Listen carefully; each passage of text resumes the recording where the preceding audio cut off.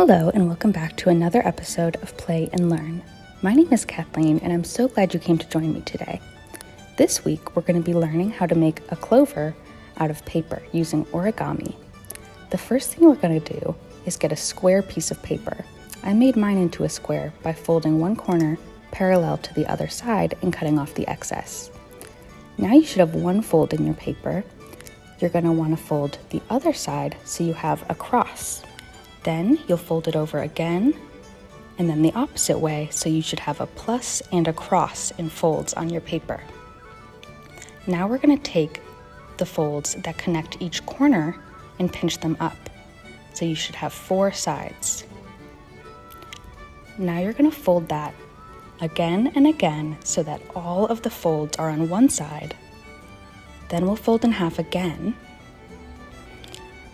Now we're going to take one of those folds and bend it over. This is going to be the stem.